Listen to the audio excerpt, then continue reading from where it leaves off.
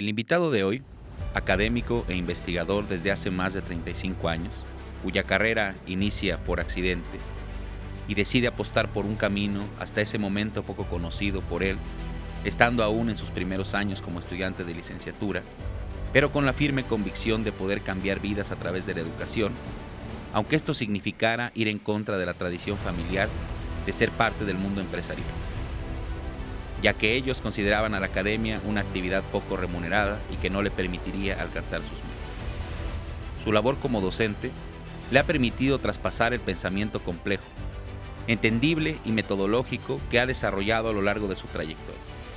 Como investigador, disfruta comprender nuevas teorías, discutir, armar redes de investigación y descubrir nuevos caminos del conocimiento.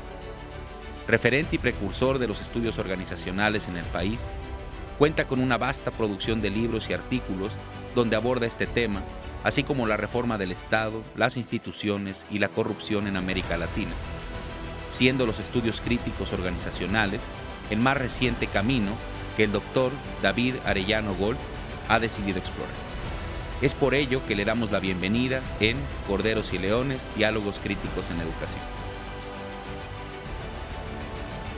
Bienvenidos a este programa Corderos y Leones, Diálogos Críticos en Educación. Como han visto tal vez en los siguientes programas y en los anteriores, estamos discutiendo en qué consiste la crítica en unos diálogos en educación. Y hoy pues, tenemos el orgullo, el honor y el gusto de contar con el doctor David Arellano Gold, quien pues, nos va a hacer el favor precisamente de participar, contestar varias de estas preguntas y darnos una visión. Obviamente él como una autoridad, un experto en los estudios organizacionales, en la parte política y de gobierno. Pues, doctor David, bienvenido. Muchas gracias, profesor César. Un gusto estar aquí en tu programa, a ver cómo nos va, porque es un tema nada sencillo que quieres que tratemos. Sí, pues de entrada, pues agradecerle y pues hoy sí me voy a permitir pues, hablarte por tu nombre. Ya lo logramos. Así que, pues lo primero que hacemos en este programa, si bien no es psicoanálisis, es un poco pensar, ¿no? en algún inicio, porque nos interesa la parte crítica. Yo sé que tú estudiaste administración y la administración, platicamos hace un momento, ¿no? Dicho por Eduardo Ibarra, ¿no? En México, pues se ha enseñado muy mal tradicionalmente y un poco de eso se explica, ¿no? Que ya no se pudo mantener, ¿no? La vigencia de las universidades, cambió de nombre y mucho de la crítica era que era una administración pues de manual, ¿no? de recetas, ¿no? que se daba, pero tú estudias administración y bueno, te llegas a la teoría de la organización. ¿Cómo se da este cambio? Pues sí, digamos que mi experiencia en la administración tiene que ver con esta idea muy arraigada de que nada que se pueda explicar en la teoría sirve para la práctica. Y entonces una disciplina, al menos en México, como yo la viví, empobrecida por esta perspectiva de que la teoría y los estudios científicos no tendrían mucho que aportar a la práctica. Entonces estudié en una escuela que además valora que la gente realmente va a estudiar administración pues solamente para obtener el título, porque en realidad todo lo aprenden en la práctica. En efecto, la gente trabaja. Donde yo estudié y trabajaba, yo era de los pocos estudiantes de tiempo completo, digamos que sí, estamos dedicados solamente al estudio. Y entonces, en el camino, tengo una materia que yo hoy ya no recuerdo el nombre, paradójicamente, pero leí el primer libro de teoría de la organización en mi vida, que es un libro además escrito por mexicanos, muy bueno, muy poco conocido, de Urrego, que por primera vez encuentro el tema de organizaciones y veo que es otro mundo, otra discusión que se refiere a no solamente la aplicación científica de la administración, sino la crítica a la administración, es decir, el contexto social, el contexto político, el contexto sociológico. Entonces comienzo a entender los experimentos que se hacen en Hawthorne, ¿no? Y cómo las personas responden de una manera distinta a lo que los administradores o los gerentes les dicen, encuentro el conflicto y el poder en las organizaciones, y entonces me comienza a interesar esta forma pues, más científica, más teórica también, que de alguna manera había sido relegada. Entonces lo que dice Eduardo Ibarra y Montaño respecto de lo mal que se enseña administración en un país como México, probablemente en América Latina en general, creo que tiene que ver con esta idea de que todo se aprende en la práctica, y entonces lo que sucede es que la gente que está en la práctica no se da cuenta de toda la cantidad de errores, de problemas y de retos que están enfrentando, y que hay mucha gente que lo ha enfrentado también y que la teoría les pudiera haber ayudado. Yo creo que sigue siendo más o menos igual, no creo que haya cambiado mucho de lo que observo en este sentido, como en países como los se aprende administración. Entonces, por eso fue un poco como accidental mi arribo a una visión pues, más rica, que discute más las problemáticas que la gente vive en las organizaciones y que pues se barran debajo de la alfombra vergonzosamente como resistencia al cambio, como conflicto patológico, ¿no? Y bueno, en esta parte de tu formación, pues estás en el CIDE, en la maestría, te vas a Estados Unidos, en Denver, ¿no? A hacer el doctorado. ¿Cómo se da precisamente ya esta inclinación? Porque mucho de lo tuyo es gobierno, la parte de, bueno, hoy en día de la corrupción, ¿no? Pero te centras en la parte del sector pues, público, ¿no? ¿Cómo se da este cambio? Porque venías de la administración, normalmente sí se dirige más a la parte privada, ¿no? Y te das este brinco. Pues son de los accidentes familiares, personales. Mi familia pues, era una familia de empresarios, concretamente de banqueros.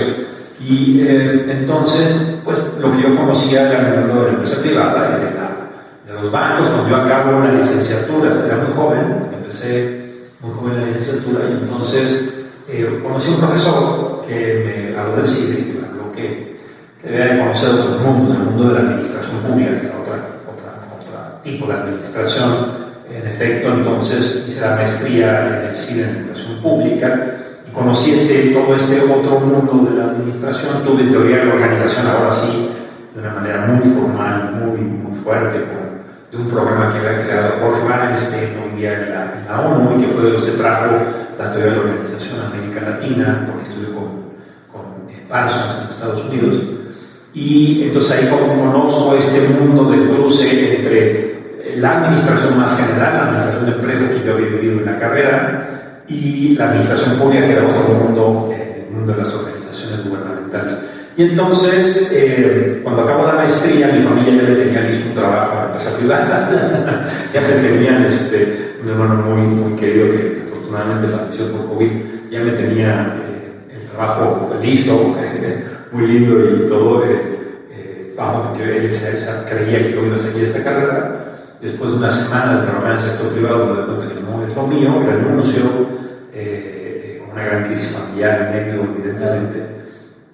Y decido que pues, lo mío era ser académico y era hacer estudios en organizaciones públicas. Entonces, en este campo, en este puente, había mucho por hacer. Luego descubro que en realidad la teoría de la organización nace fuertemente ligada a los estudios de administración pública, y no es sino hasta las últimas décadas que las escuelas de negocios han dominado en el campo, pero en su origen, digamos, los autores paradigmáticos, muchos de ellos y de ellas vienen de la administración pública. Entonces el puente no era tan extraño como yo al principio pensé. Y ello me obliga entonces a tener dos diferentes disciplinas, porque en efecto, aunque se tocan, son disciplinas que tienen sus propias dinámicas. En el fondo, creo yo que para mi carácter fue una buena decisión, porque al final de cuentas me interesan mucho más los problemas públicos, ¿no?, que los problemas de las empresas, que también son muy interesantes, pues, pero no es exactamente lo que más me llamó la atención a fin de cuentas. Pues que estos accidentes que afortunados han sido para los que estudiamos, ¿no? y pues te seguimos, ¿no? en tus estudios. Tú mismo te has definido como un ratón de biblioteca, ¿no? que has leído bastante, ¿no? Y fíjate que este programa es un poco explorar, tratar de construir, tomar algunas líneas para caracterizar la crítica. Pues no solo yo, gran número de personas en el medio que te consideramos una de las personas con mayor crítica en tus textos. De hecho, en alguna entrevista que tuviste con el doctor Rubén, él te lo planteaba más bien en qué momento te pasabas al dark side de esa forma, ¿no? Pero la pregunta aquí sería, que es algo que nos interesa mucho en el programa, porque sería como de qué momento pasas de Cordero a León, ¿no? En el sentido de seguir el texto al momento en que ya te posicionas frente a él, porque pareciera que normalmente las personas que son eruditas no necesariamente llegan al nivel crítico, ¿no? Se quedan en ese paso. Entonces, ¿cómo fue, digamos, claro, en un autoanálisis, esa transición precisamente para esta postura crítica que tú tienes?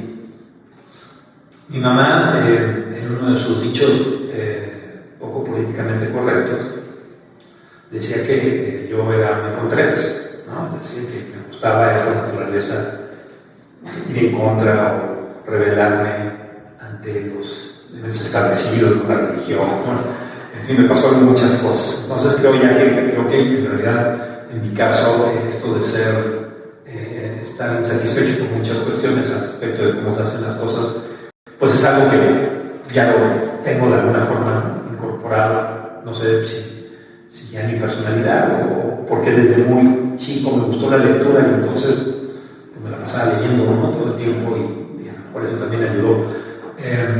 Mi primera insatisfacción fue con la docencia, en realidad.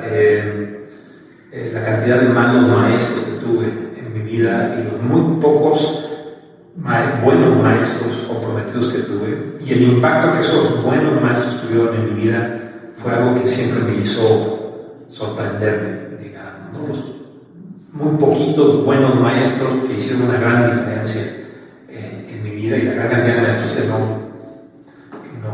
digamos, yo no creo que ni estuvieran comprometidos ni comprometidas. Y entonces una de las promesas que muy joven me hice fue que yo no quería repetir ese proceso, que si yo iba a ser un profesor, yo tenía que tratar de ser lo más comprometido que se pudiera con eso, porque no estás hablando solamente de reunirte con personas para discutir cosas, sino estás tratando de ayudarle a las personas a desarrollar sus propias vidas, sus propias carreras, sus propios proyectos. Y luego resultó que la cosa era mucho más complicada de lo que yo había pensado. Es decir, ser un buen profesor en clases es una de las cosas más difíciles que uno ha enfrentado en la vida y de las que me sigo sintiendo profundamente insatisfecho, porque creo que también hay un asunto de vocación y un asunto de carácter que yo no necesariamente he logrado en mi vida construir. Es decir, la crítica se me regresó porque de alguna manera nunca me he sentido totalmente satisfecho con mi capacidad docente y lo único que he mantenido en estos años a nivel crítico de mi vida como docente ha sido el tratar de no hacer daño al menos, ¿no? Es decir, tal vez no soy un excelente profesor y tal vez no logro tocar la vida de los estudiantes, pero al menos trato de que no sientan que el conocimiento es pérdida de tiempo o que sientan que, o que al menos observen que traté de hacer lo mejor que se podía dentro de mis limitaciones, para que cada uno de los cursos que he dado en mi vida tengan alguna intención de ser diferentes, ¿no? Y entonces creo que eso fue, de alguna forma, de los puntos que me hicieron entrar a este asunto de la carrera académica y que han mantenido en mí, creo yo, al menos en algún sentido, la constante advertencia de que cualquier actividad, en este caso la docencia, es algo que requiere de una profunda autocrítica sistemática y una gran responsabilidad, ¿no? Que, digamos, la crítica muy fácil que yo hice cuando era joven a los malos docentes, como les dije hace rato, pues se me regresa después, décadas después, porque yo siento que no he sido tan buen docente tampoco en mi vida, porque es una labor muy intensa, ¿no? Que no es fácil de alcanzar los niveles de excelencia que se querrían para cualquier universidad, para cualquier escuela. Quiero entender ahí, sobre todo porque hay muchos elementos, ¿no? que intervienen, pero ningún grupo, ¿no? Hablando de estudiantes, se va a parecer al siguiente, aunque tal vez el tema pueda ser el mismo, ¿no? Pero eso va cambiando, modelando, ¿no?, las situaciones, y aparte pues también el conocimiento que tú vas desarrollando, y todo eso va haciendo que varíe, ¿no?, en el tiempo, ¿no? Por lo tanto, digamos, este dicho de que la docencia es una tarea inagotada, inacabada. Totalmente de acuerdo, exacto. Las personas son distintas, es decir, uno va aprendiendo a hacer las cosas, uno se da cuenta de errores que uno intenta corregir, y seguramente hoy día uno comete errores que probablemente si uno mantiene una visión crítica se puede dar cuenta. Y pues eso, digamos, estás tratando de tocar la vida de personas, ¿no?, en muy diversas circunstancias, y nunca podrás comprender todas las circunstancias. En fin, creo yo que la crítica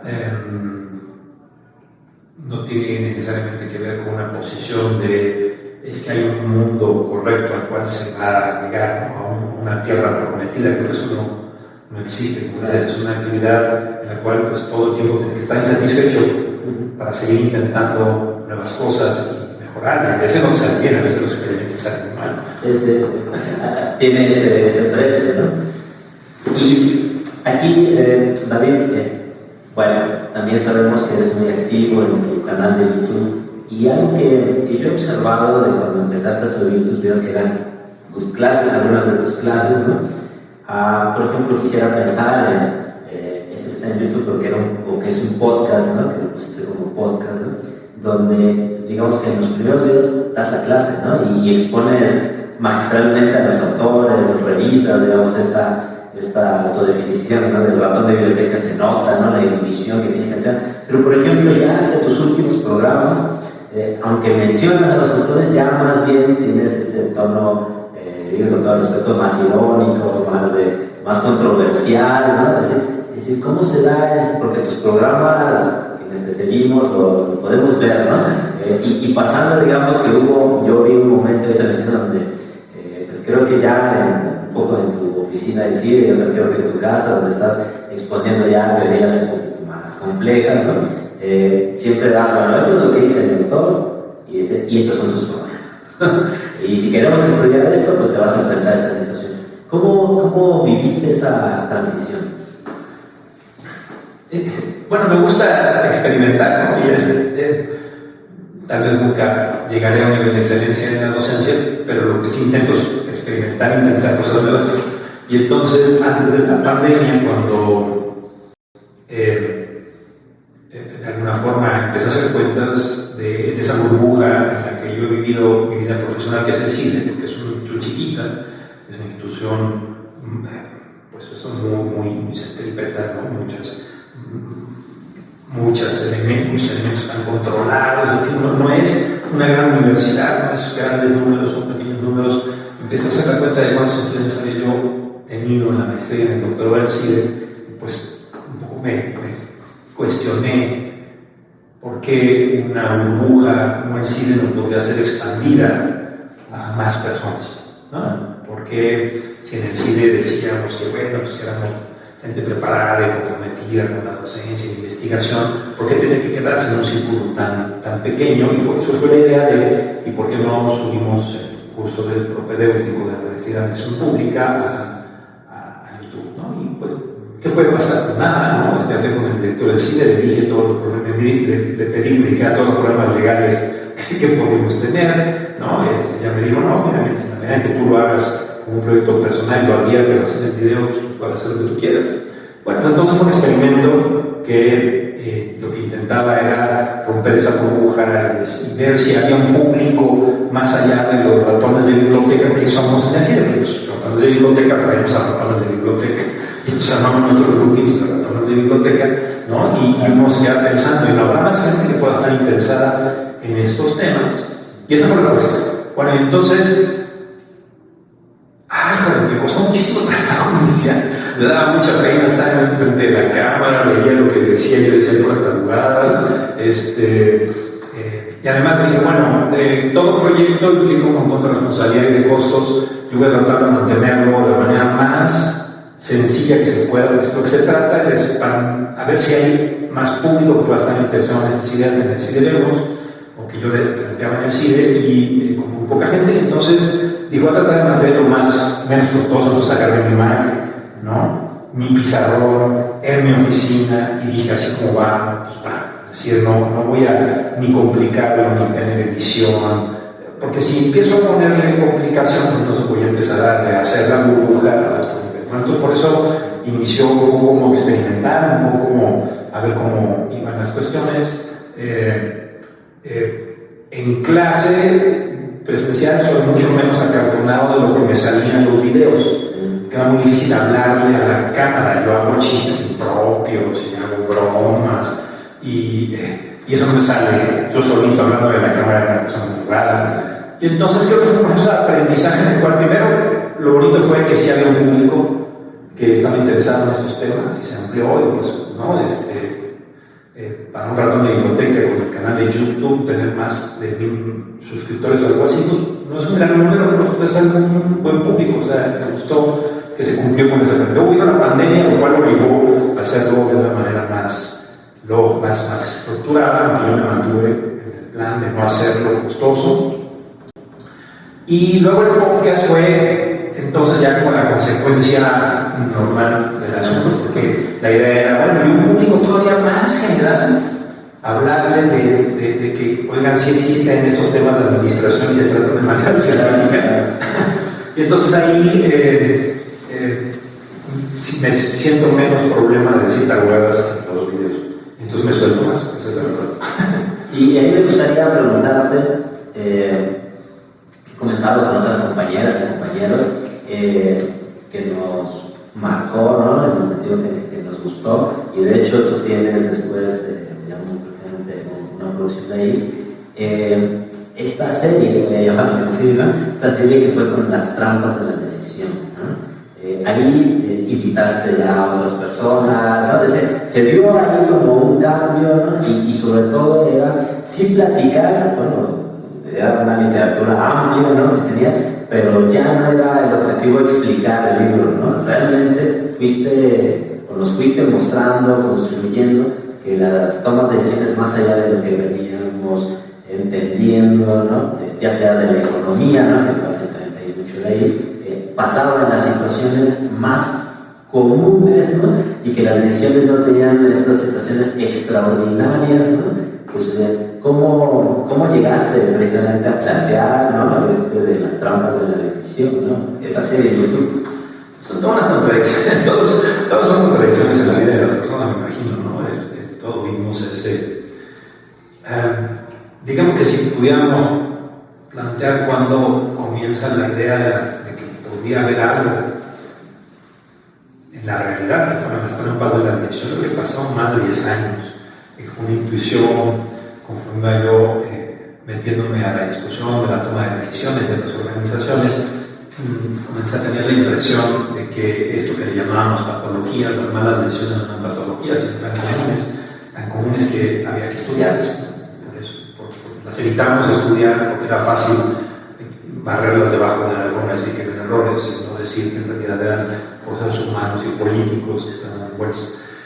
Bueno, entonces, no sé si algún momento lo dije en el video, o en los videos, pero después de 10 o 12 años de estudiar el tema, me siento todavía inseguro de que realmente esté yo bajo una pista que sea cierta. Es decir, a lo mejor estoy llamando de una manera particular un fenómeno explicable de otra manera. Bueno, entonces, ¿por qué surgió el YouTube? Porque ese curso, mi curso de las trampas, que pues, si lo dije en el video, lo que era arriesgar una explicación para ver si la gente me decía, estás persiguiendo una quimera, ¿no? O sea, no le sigas por ahí, porque si ya está explicado, no tiene nada que ver con trampas, y estás equivocado, ¿no? Y entonces dije, ¿cuál es el menos costoso antes de publicar cualquier cosa? ¿Cuál es lo menos costoso? Pues que la gente en YouTube, por ejemplo, me dijera eso, me dijera, ¿sabes qué? Estás equivocado, ¿no? Estás persiguiendo una quimera, entonces no le sigas por ahí. Y entonces eso me permitió pensar en mi curso de una manera muy sincera y muy abierta, planteando que a lo mejor estaba yo diciendo tonterías y que no era un hecho. Resultó que, al menos en general, no fue visto mal la idea y por eso perseguí en la investigación y pues próximamente saldrá un libro al respecto. Insisto, yo creo que estoy un poquito más seguro hoy día de que no estoy persiguiendo una quimera, aunque no estoy totalmente seguro, ¿no? A ver, ahora después que salga el libro y que la gente lo lea, ya me dirán a lo mejor si realmente me equivoqué. Bueno, y entonces el punto de los videos justamente me ayudaban a expresar 10 años de investigación de maneras resumidas y sintéticas, porque creo que en el fondo mucho de este asunto del conocimiento tiene que ver con cuando uno es capaz de explicarlo de una manera relativamente sencilla, es probable que uno haya logrado entender la dinámica de lo que puede ser muy complicada, pero la explicación no necesita ser complicada cuando uno creo que lo está entendiendo. Entonces, bueno, esa fue la razón de mi curso y el video, ¿no? Fue lanzarlo y ver si la gente me decía que estaba yo persiguiendo una tontería, ¿no? Quiero entender un poco que era exponerse a la crítica, ¿no? A los comentarios, ¿no? En esta situación. Y aquí, bueno, pues voy a empezar tenemos unas preguntas aquí que estamos, te decía, caracterizando, pues, quienes nos hacen el favor de darnos la entrevista, pues caracterizar la crítica. Ya hemos visto que estás en educación, ¿no? Que obviamente tienes los temas de organización, de la administración pública, pero ¿cuál sería para ti un fin, si se le puede hablar así, de establecerle a unos diálogos críticos en educación?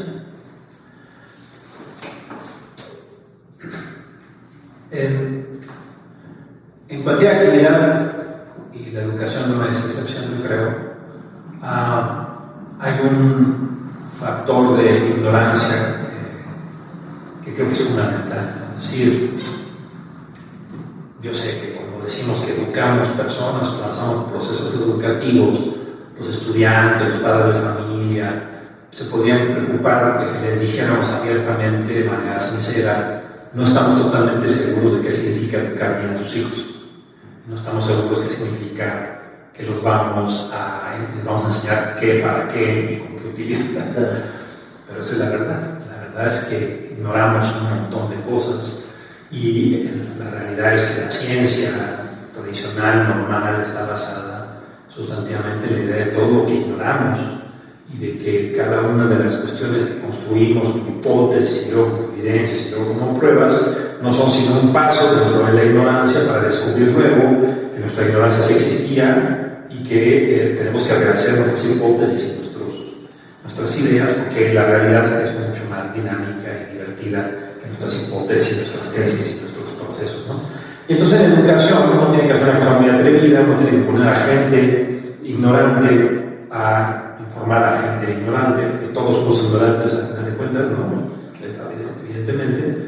Y sin embargo, a esa gente que educamos, que tratamos de enseñar algo, pues lo que hacemos es tratar de sistematizar cuestiones para que las personas entonces puedan formar su propio criterio y enfrentar sus propias dudas y sus propias lógicas de conocimiento que quieran desarrollar en un mundo de una inmensa cantidad de elementos que nunca alcanzamos a comprender completamente. Entonces yo creo que una primera labor podría ser el de la humildad, digamos, ¿no? Porque alguien se atreve a decir que puede enseñarle a otras personas. Bueno, qué bueno que hay gente que se atreve o que nos atrevemos a hacer eso dentro de nuestra ignorancia, dentro de nuestras limitaciones. Seguramente será porque tenemos intenciones, vocaciones, ideas, información que pueden ayudar a otras personas a formar su propio criterio dentro de una gran lógica de humildad, ¿no? Creo yo. Eso sí me ha enfrentado mucho en el campo de la educación, digamos, ¿no? La idea de las personas que se sienten ilimitadas, ¿no? Sin lugar a dudas lo he enfrentado y lo he visto mucho y seguramente yo he cometido el mismo error en diversas ocasiones. Cuando yo creo que la educación como labor, como profesión, como disciplina, es una que debe estar sustantivamente basada en la constante humildad ante la ignorancia, ¿no? Que es nuestra materia prima sobre la cual laboramos. Yo comenzaría probablemente por ahí, ¿no? Claro, porque hablamos hace rato que es un hecho inacabado por definición, ¿no? Que es dinámico, que no va a poder responder pues, al avance social, ¿no? En el que está. Entonces la humildad es como caracterizarla porque exactamente, ¿no? Existe una idea de iluminismo, ¿no? En la educación, se habla ahorita de la superior, ¿no? Donde pues, el profe que es el que lo sabe todo, normalmente le juega en contra porque se queda en ese nivel de conocimientos o de información y el problema es que se va reproduciendo el sistema porque normalmente un estudiante intenta reproducir al profe que mejor imagen le generó, le impactó o le gustó. Y en ese sentido, David, ¿cuál sería una agenda, digamos, si vamos a establecer unos diálogos críticos en educación? ¿Cuál tú crees que sería como la agenda mínima, ¿no? que tendría que realizar? Wow, ok. Sí, no que lo haya pensado mucho en realidad, claro. Pero es una buena pregunta. ¿Cómo logramos explicarle a la sociedad, a la gente, que la actividad de la educación es una actividad social, es una actividad organizacional, es una actividad política? Es decir, ¿cómo le explicamos a la gente que la imagen de la docencia pura es una imagen muy bonita, una imagen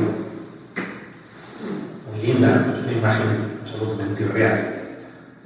Tú tienes a personas educando a otras personas educando a otras personas en un contexto de organización, en un contexto de recursos, y en el caso de la educación pública en un contexto político, en un contexto organizacional profundamente político, en el cual si pensamos que la buena educación es una educación de la pureza, en el marco de la pureza, pues estamos dando una imagen imposible e ilógica, ¿no? de lo que implica la producción de la educación, la producción de la investigación. La educación y la investigación y la docencia son actividades sociales construidas dentro de criaturas sociales, organizacionales y políticas, y por lo tanto hay grillas, hay errores, hay envidias, hay batallas políticas, hay batallas por recursos, hay poder, hay autoridad, y todos esos no son elementos perniciosos que no dejan producir la verdadera educación, son los elementos a través de los cuales producimos la educación que podemos hacer en cualquier país y en cualquier sociedad. ¿Cómo hacemos para explicarle esto a la gente? ¿No? Cuando escucho estos discursos moralistas y puristas, ¿no?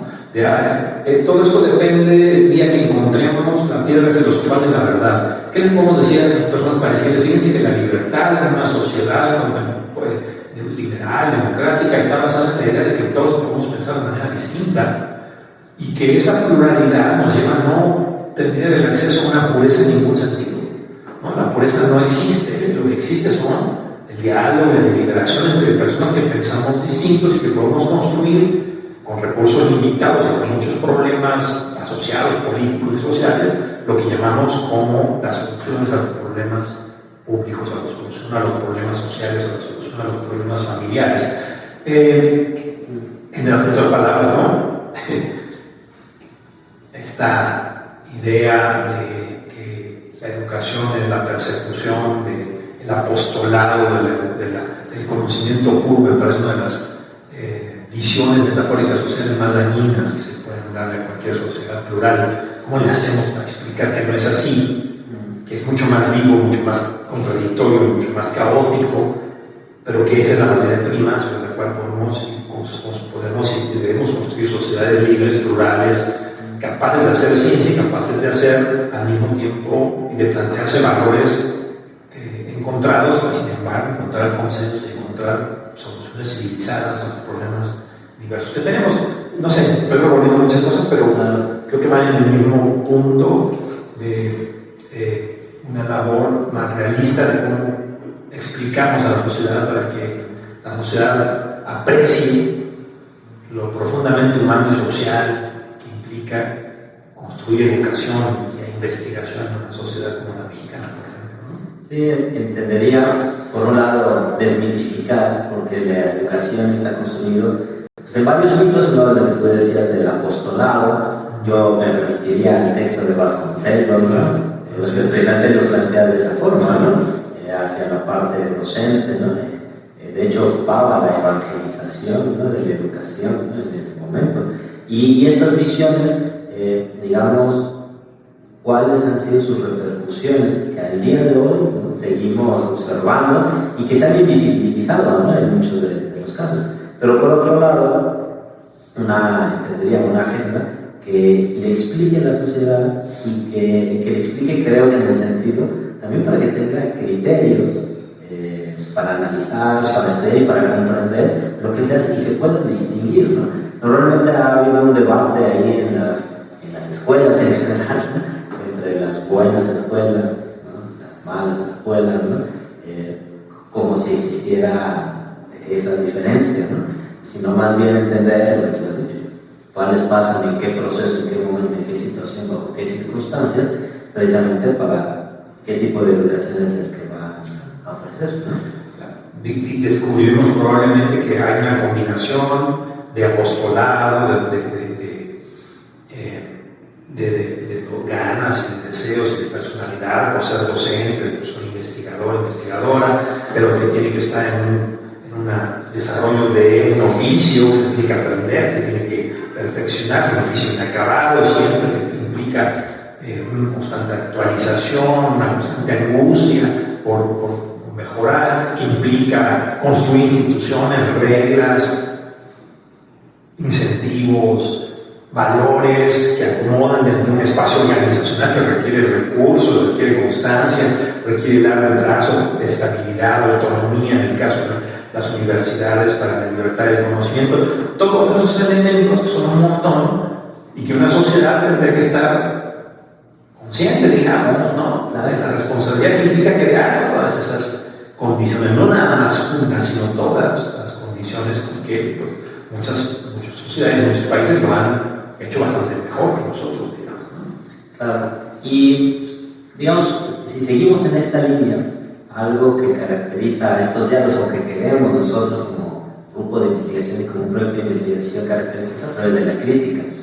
Ya tú nos explicabas cómo pasaste grandes rasgos, ¿no? a estas etapas, pero en tu opinión, estos diálogos en la educación, ¿qué es lo que tendría que caracterizar, enfocar, precisar, ¿no? Para que sí se llamaran críticos?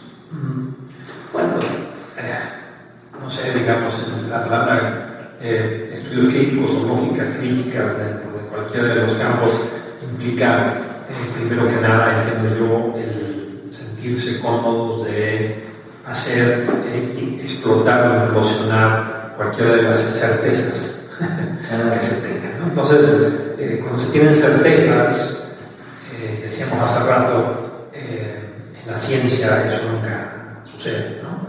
La ciencia tiene certezas de corto plazo, ¿no? De mediano plazo, y luego las certezas se derrumban o se deshacen y se reconstruyen, y la ciencia avanza así, ¿no? De alguna forma, con rompimientos, cambios. Entonces yo creo que para que sean críticos, una de las razones productivas para ser críticos es atreverse a tocar certezas, ¿no? Hay una buena manera de medir la calidad académica, ¿sí? Se da. ¿Cuáles son los incentivos perversos que han generado nuestros mecanismos para medir la calidad académica? Es que si no publicas en revistas internacionales, no eres un buen científico. ¿Se da? ¿Dónde están los elementos? ¿Qué elementos contradictorios también se generan por mecanismos de ese tipo? La docencia no se puede hacer sino a través de ciertos mecanismos perfectamente definidos con objetivos y metas. Sí, ¿por qué? Es decir, ¿de dónde vienen? ¿Cuáles son las cadenas causales? Es decir, creo yo que una de las aportaciones de los estudios críticos en general ha sido atrévete a cuestionar, ¿no? Y si es necesario implosionar o explotar las certezas que hasta este momento tienen, porque a lo mejor muchas de estas certezas están basadas en elementos de dominación, de poder, de invisibilización de otras agendas que podrían ser interesantes. Es una agenda atrevida porque una vez que explotas algo o implosionas una certeza, la pregunta es que sigue. Yo creo que la responsabilidad tendría que ir también ahí. Es decir, no nada más se trata de ir y explotar las cosas, se trata de ir y si las haces explotar, estar atento a descansar por mínimamente. digamos que aquí entendería, David, que hay un tema ético, ¿no? Un tema ético en el sentido, como tú dices, bueno, si la crítica es implosionar, ¿no? Y lo que implica implosionar, llegar a esta parte de la propuesta. En tu experiencia y lo que tú has visto, la crítica o las posturas críticas llevan esa tendencia, quiero decir, esta ética. No siempre, no siempre, porque, híjole, ojalá yo lo entiendo bien, digamos, ¿no? Yo creo que sí hay que ser un poco esquizofrénico, yo debo de tener algo mucho de esquizofrénico, para uno aceptar que entonces uno hace que algo implosione y lo logra exitosamente. Entonces uno deconstruye, ¿no? y reconstruye. Y el siguiente paso que me parece que, no sé si es ético solamente, pero bueno, que tiene que ver con el hecho de lo que reconstruiste, es aceptar que eso que reconstruiste es igualmente implosionable o puede explotar después. Y creo que ese paso a mucha gente le causa dolor. A mí no, fíjate, pero debe ser por esquizofrenia. Pero creo yo que los estudios críticos que terminan diciendo lo que vamos a producir es la verdadera, otra vez, la verdadera y pura realidad, que la que ya violó su propio inicio, digamos, ¿no? ¿Qué tiene de malo el pensar que esto es una constante batalla de reconstrucción, de construcción y vuelta a construir? Yo digo que no lo tiene, pero hay una razón de que para mucha gente puede ser un poco doloroso, ¿no? Decir que lo que construiste luego alguien lo puede desarmar. Bueno, pues para mí es el principio de las sociedades liberales, digamos, ¿no? El hecho de que no hay monopolio de la verdad y por lo tanto que cualquier verdad que se construye es cuestionable y puede ser mejorable en la siguiente fase. Pero bueno, entiendo que no debe ser fácil, no es fácil llegar a ese punto de autocrítica recursiva. Sí, bueno, de hecho, lo platicábamos, ¿no? En algún momento. El ejemplo que yo tengo muy cerca es lo que hace la teoría curricular. La teoría curricular construye, ¿no? Un objeto que es con lo que vamos a formar a las y los estudiantes, y de pronto ya no te dan los recursos para decir cómo tienes que precisamente implosionarlo, ¿no? ¿Por qué? Porque toma cierta inmanencia, ¿no? Debido al gran trabajo, ¿no? Al ruido que tiene, ¿no? En ella, y las repercusiones pues, sabemos que son nefastas ahí. Y políticamente, ¿no? Es decir, claro que es difícil, gastas muchos recursos, gastas mucho tiempo, muchas discusiones, para luego decir, bueno, esto puede ser cuestionable después y reconstruible. Bueno, políticamente puede hacer daño. Nuevamente creo yo que por eso, porque justamente hay una inconsistencia o una incongruencia de una sociedad democrática, una sociedad liberal que aprecia la pluralidad, que aprecia el debate y que aprecia el conflicto como parte necesaria de cualquier sociedad, y al mismo tiempo se plantea el conflicto como una patología y como algo que debe ser eliminado si se quiere desarrollar como en efecto. Hay una inconsistencia que creo que los estudios críticos pueden ser, ¿no? Parte de esta perspectiva o visión que cambie esta inconsistencia. Claro. Y en este camino, y tú que has tenido pues, acercamientos, pues, digo, a través de la teoría, a la filosofía, a la sociología, a la economía, que te has acercado, porque eso es mucho de lo que, bueno, al menos yo le reconozco a la teoría de la organización, que intenta, ¿no? Obviamente con un sentido pues, pragmático, ¿no? Porque le interesa explicar, resolver algunas problemáticas, ¿no? que se dan en la organización, es preguntarte, ¿y unos diálogos críticos en educación tienen que mirar a algunas bases teóricas, algunas fuentes teóricas? O sea, ¿qué pensarías de esa parte? No, bueno, uno de los retos de los estudios críticos es digamos, incluso la discusión sobre los problemas de la sobreespecialización, y luego darse cuenta que lo que llamamos eufemísticamente multidisciplinario o interdisciplinario es muchísimo más difícil de lograr de lo que las palabras nos dicen, ¿no? Y entonces es muy fácil decir entonces, no, es que tiene que ser una visión multidisciplinario, ¿no? Y luego es más difícil decir cómo se organiza eso y cómo las diferentes partes van a ir adquiriendo cierta congruencia y cómo se van a ir contraponiendo, complementando en diversos momentos. Yo creo que no hay otra más que la experimentación, es decir, al final de cuentas queda claro que una sola visión, una sola disciplina está difícil que nos diga mucho sobre cómo reformar la educación, cómo reformar la investigación. También es cierto, y habrá que hacerlo desde el principio explícito, que tenemos que hacer muchos experimentos diferentes que no nos van a salir bien, ¿no? Coordinar la interdisciplina es una de las cosas pues, más retadoras que yo me he encontrado en mi vida profesional, ¿no? y más difíciles de alcanzar. Entonces, no, yo creo que habría que apostar incluso por las sorpresas, ¿no?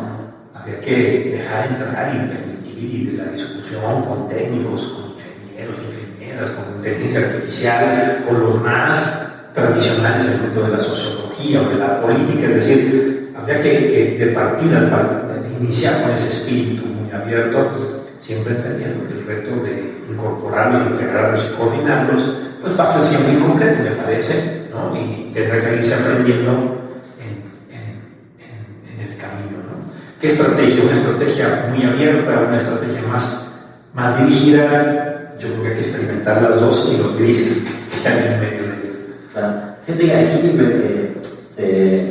ocurren dos preguntas, ¿no?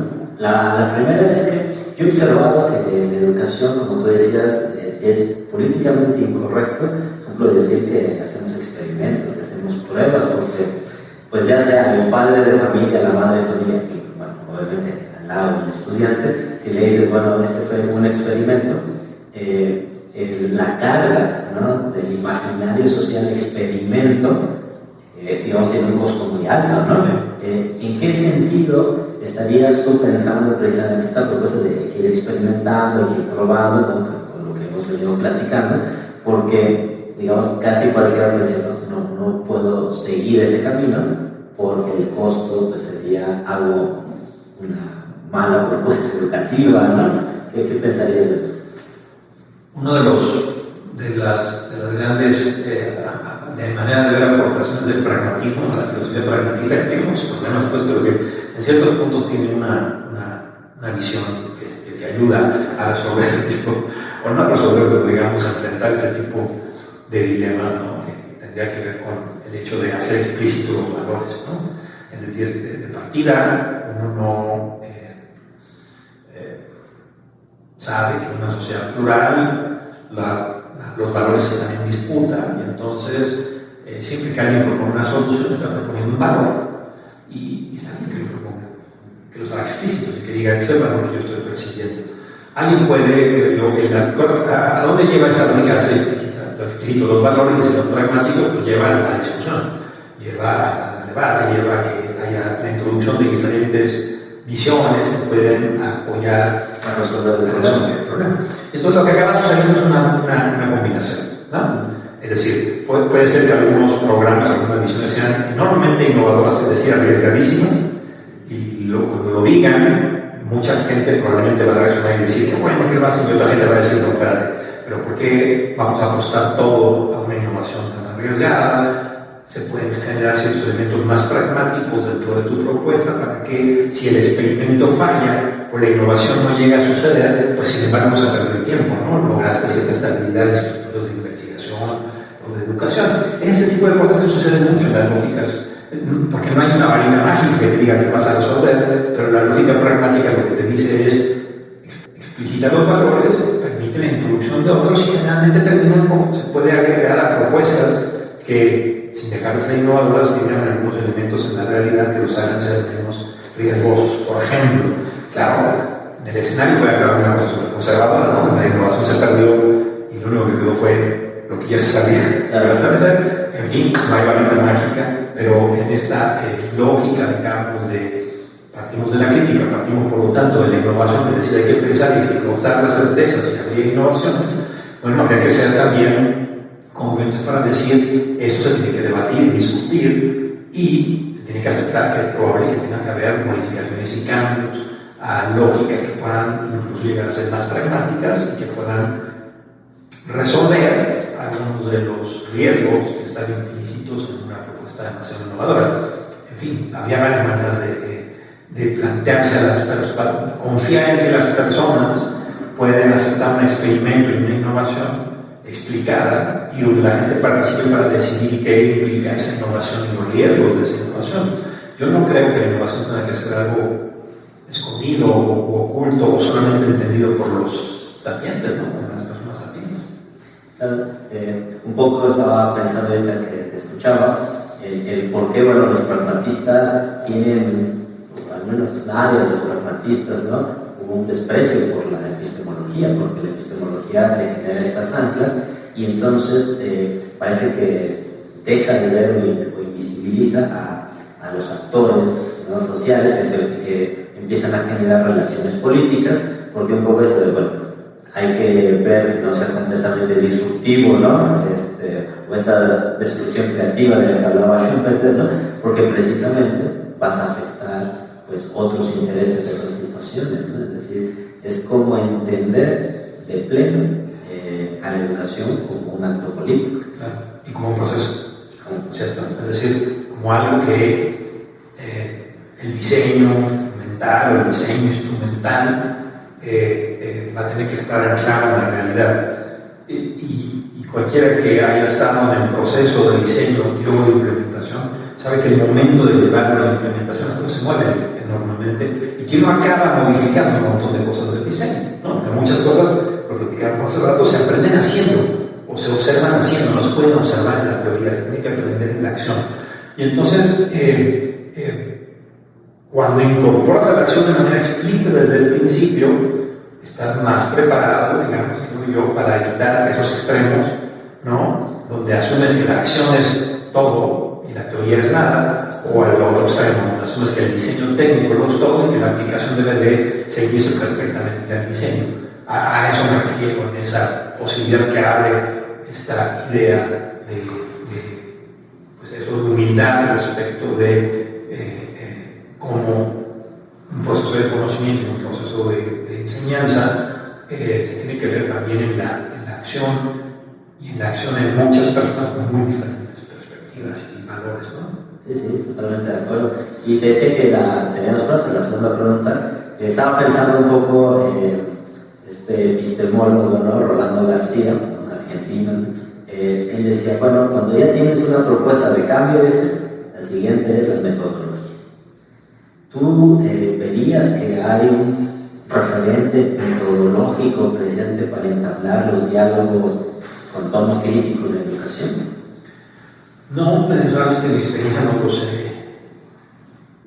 he visto sistemáticamente, digamos, ¿no? Claro, la moda es hablar de gobernanza, ¿no? Y ya gobernanza implica que el gobierno de cualquier acción muy probablemente implica de manera explícita pensar quiénes deciden, por qué deciden, quiénes hacen y por qué hacen, ¿no? Si hay un mecanismo de gobernanza que de partida acepta la entrada de muy diferentes actores en muy diferentes momentos, me parece que nuevamente ahí implica la discusión que teníamos respecto a lo interdisciplinario, ¿no? Bueno, y ahora entonces, ¿qué papel juegan en la decisión y en la acción los y las expertas? ¿Qué papel juegan en la acción y la decisión las y los pedagogos? ¿Qué papel juegan los que dan clase? ¿Qué papel juegan los padres de familia? ¿Qué papel juegan los estudiantes? Y no creo que haya varitas mágicas, no creo que haya una metodología única, porque pues, habrá mecanismos de gobernanza más verticales, ¿no?, que digan así debe de hacerse y vienen de los expertos hacia los estudiantes. Habrá otros súper atrevidos que digan que hay que voltearlo, ¿no?, y que pues, arriba deben de estar los estudiantes y los padres de familia, hasta el final los expertos, y muchos caminos intermedios. Seguramente hay casos empíricos y casos tanto exitosos como fracasados, que no los conozco, seguramente los hay. Me parece que habría que tomarse en serio el tema de la gobernanza para hablar de innovaciones y de cambio y de crítica en la lógica educativa también, digamos. Y esto en algunos escenarios se le ha llegado a denominar como el pluralismo, ¿no?, que es un pluralismo que empieza con lo epistemológico y obviamente pues, lleva a la parte del pluralismo metodológico. ¿Tú verías algún riesgo de esta tendencia, porque ya es una tendencia, desde hoy se ha escrito mucho, se ve, del pluralismo en este sentido. Sí. Una de las, gobernanza es un concepto de palabras que apenas te indica una pregunta, ¿no? ¿Quiénes toman las decisiones? ¿Por qué? ¿Quiénes actúan? ¿Por qué son los que actúan? Las soluciones te las pones tú, ¿no? Puede haber alguien que diga, es que en ambos debe de ser pluralismo puro. ¿Quién sabe qué significa eso? O sea, todos y todas tienen el mismo peso de decisión y tienen el mismo peso de jerarquía y tienen el mismo peso. Bueno, ok, son atrevido, díganme cómo funciona eso en la práctica. En lógicas organizacionales, concretas, de carne y hueso, ¿no? Alguien puede decir, no, es que la gobernanza tiene que ser vertical, que no, es la misma pregunta. ¿Cómo se aplica eso en contextos reales y qué resultados puede haber? Entonces, a mí de partida no me asustan palabras como pluralismo o incluso asambleísmo. No me asustan porque en realidad la pregunta tiene que ser respecto del contenido. Es decir, uno puede diseñar en teoría un instrumento totalmente participativo, no sé qué significa eso, sinceramente, ¿no? Porque la siguiente pregunta es: ¿y eso cómo? ¿Cómo se hace dentro de este contexto organizacional, dentro de esta realidad, ¿no? En donde entonces, ¿qué mecanismo vas a tener que crear para que todo el mundo tenga el mismo peso para tomar una decisión? ¿Y qué va a suceder cuando ese mismo peso llegue a bloqueos o llegue a empates técnicos y no se puede avanzar? ¿Qué vas a hacer? O sea, todas son preguntas que le dan contenido a la gobernanza o que le dan contenido a un mecanismo pluralista, porque a mí en abstracto palabras como gobernanza o pluralismo ni me asustan ni me generan tampoco confianza, gran valor de que eso ya es la solución o el desastre. Falta ese otro paso de, ¿y eso cómo se lleva a la organización, a la acción en ese contexto particular en el que lo quieres implementar, ¿no?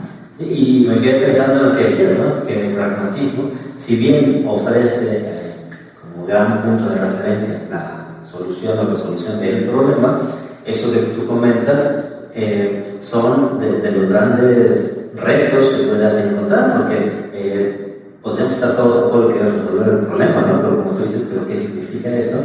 Ya en los momentos específicos, ¿no? De la participación, de las opiniones, de la construcción, de la propia solución, ¿no? ¿Qué lógica de poder, al final de cuentas, estás implementando? Para mí es la pregunta más directa que le puedes hacer. Cuando alguien me dice que mi objetivo es hacer que el poder desaparezca, me parece que, pues, mucha suerte, pero como que perdí. Vas a crear una nueva lógica de poder. Claro. Y entonces la pregunta es: ¿la lógica de poder que resuelve? ¿Qué retos genera? ¿Y qué consecuencias no deseadas va a generar? Es decir, para mí ese es como al final de cuentas la prueba de ácido del asunto, ¿no? Y cómo lo llevas a la acción, a la práctica, y qué costos vas a pagar, y estás dispuesto a pagar, y qué consecuencias no deseadas esperas que puedan suceder.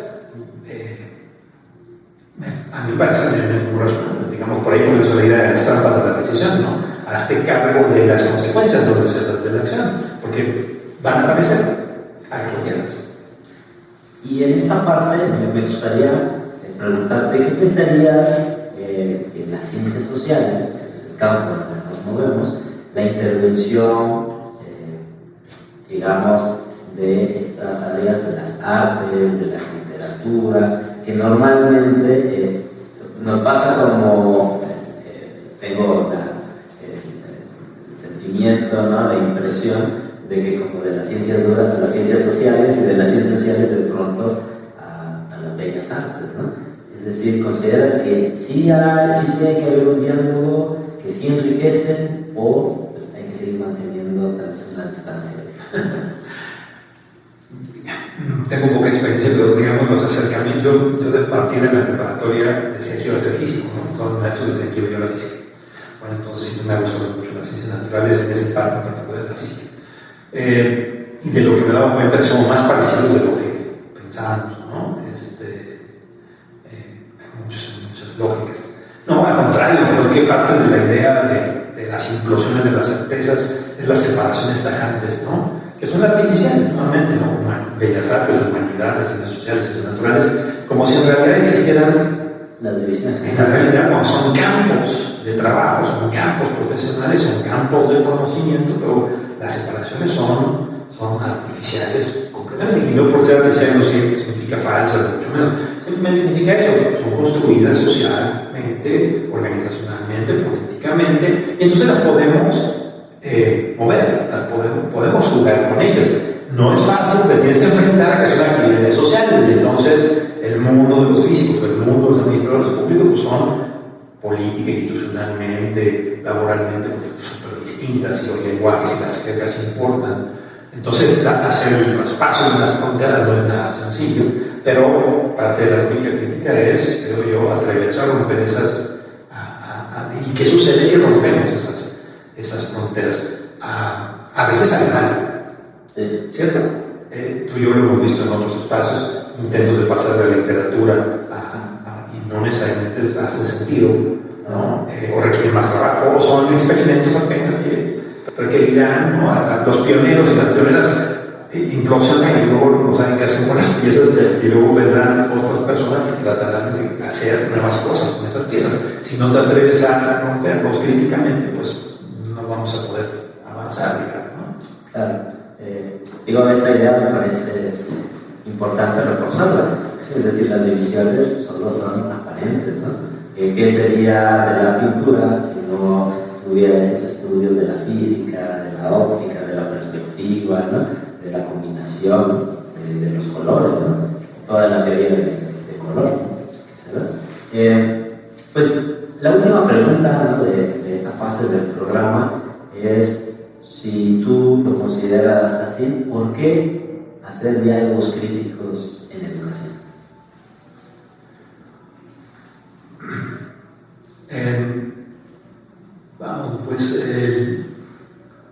Vivimos, como siempre, tiempos donde hay una especie de desesperación social por encontrar certezas, ¿no? Y son elementos cíclicos, históricos, en fin, muy importantes. Desde hace ya bastantes años mucha gente viene diciendo que necesitamos reaprender nuestra idea de las certezas, ¿no? En otras palabras, sí venimos de una lógica de certezas, que la certeza no se puede soportar la vida, ¿no? Pero también es cierto que las certezas son explicaciones parciales a un mundo de incertidumbre, ¿no? Creo que cada vez hay que insistir más en la lógica de la incertidumbre. ¿Qué tiene de malo decir esto, ¿no? La educación es una arena social y política que lidia con un montón de incertidumbres necesarias, ¿no? En un salón de clase tú lo sabes, ¿no? Ya lo dije hace rato, ¿no? Cada salón es distinto, cada ser humano es distinto, viene de historias locales, regionales, y por mecanismos institucionales controlamos eso, controlamos entre comillas, ¿no? Te decimos a todos nos va a dar la misma clase, no importa que tú eres de Orizaba y tú eres de Yucatán, y tus realidades sociales y políticas y familias son totalmente distintas, vas a tener que sufrir la clase con un mismo profesor, porque por recursos, por lógica, por orden, por lo que sea. Y entonces, comenzar, digamos, una sociedad que aprende que la incertidumbre es nuestra diario acontecer, y que nuestras habilidades y capacidades para lidiar con la incertidumbre es lo que realmente nos prepara mejor para enfrentar los retos que tenemos. Me parece que es un paso fundamental si queremos que las sociedades liberales, o al menos sociedades plurales que respeten la libertad de las personas sobrevivan, requerirán aprender de eso, ¿no? Requerirán aprender a vivir con la incertidumbre y no a soñar con las certezas y las soluciones puras, ¿no? Y bueno, eso me parece que ya de suyo sería todo un objetivo, ¿no? Y valdría la pena cualquier trabajo, ¿no? Pues David, ya llegamos a la última parte, ¿no? Estas ya son más bien un juego de palabras, ¿no? Que vamos a hacer. Yo te voy a decir unas palabras y tú me dices a qué te refieres, ¿no? Educación. Libertad. Sociedad. Pluralidad. Conflicto. Crítica. Latosos. Conocimiento.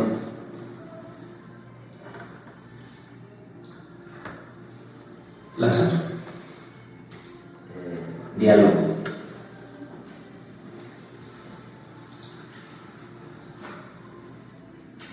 Esperanza de comprendernos. Pues muy bien, David, te quiero agradecer como siempre, ¿no? Tu tiempo, pues esta charla, ¿no? que nos enriquece. Me siento pues, muy a gusto de haberlo platicado y pues ya espero que próximamente podamos, ya en la línea de investigación, pues, hacer algunos trabajos en colaboración. Claro.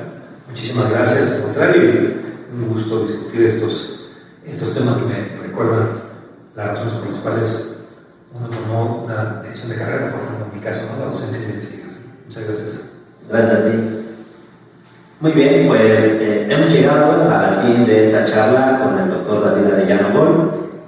Quiero pedirles que sigan estos programas, esta serie de entrevistas, precisamente donde estamos caracterizando a los diálogos críticos en educación en este programa Corderos y Leones. Gracias.